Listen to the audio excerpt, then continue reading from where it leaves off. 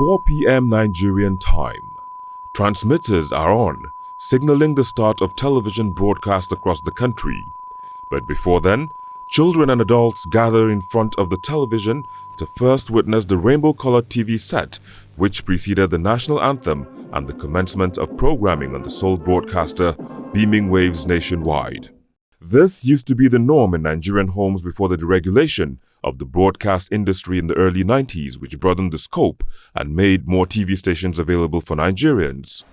This resulted in licensing of more TV stations and opening up of more television broadcast spectrum frequencies, the 400 to 800 megahertz, housing some government-owned and private TV stations, of which 700 to 800 megahertz have since been sold to telecoms operators. The users of the spectrum allocated for broadcasting should first and foremost guard that space jealously, because broadcasting is a lot more sensitive means of communication than telecommunications. It's a one-to-many means of communication. The sale of the 700 to 800 megahertz has, according to the Broadcasting Organizations of Nigeria, BON, has left in its trail problems that are yet unresolved. This is coming just as the Nigeria Communications Commission (NCC) is on the verge of selling the 600 megahertz spectrum band for nationwide deployment, which experts believe will cut off a large chunk of Nigerians from the airwaves. It's not going to affect the broadcast industry alone.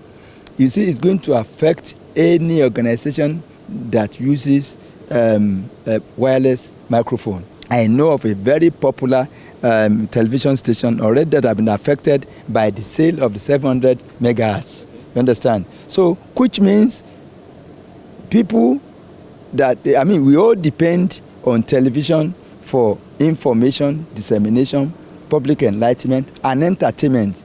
All this will be denied at least 80% of Nigerians. In a bid to provide a digital broadcast service to Nigerians, a treaty was signed in April 2012 during the Regional Radio Communication Conference in Geneva for Nigeria to switch from analog by 2015, for which set-top boxes will be needed in addition to the television sets.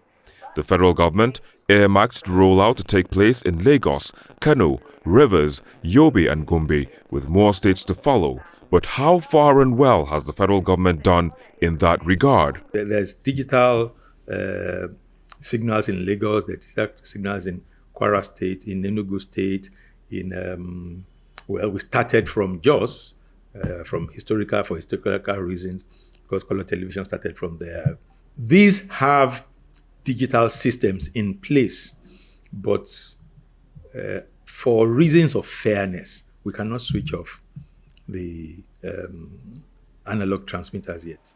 Debates as to whether or not both television and telecommunications operators can coexist on the 600 megahertz has come up. If technology allows, that is possible. Depends on the firewalls and safeguard provided by systems. The 600 megahertz will not be the only bandwidth that's being used by multiple sectors.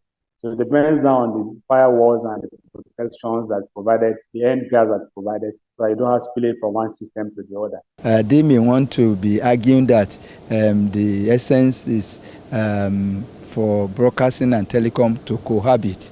The decision has not been taken yet. The decision to do that will be taken November this year at the World Radio Conference that is going to hold in United Arab Emirates.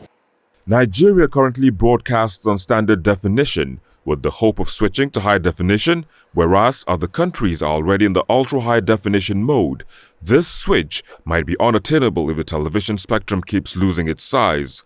Though the sale of the 600 megahertz will bring a huge sum of revenue, the government white paper that gave the green light for digitization of the broadcast industry clearly states that the switch to HD must have taken place before more spectrum can be sold. Though the NBC is the agency that regulates broadcasting in the country, the NCC is the agency handling the sale of spectrum, and as at the time of filing this report, the NCC and NBC are yet to come out with an official statement regarding this sale.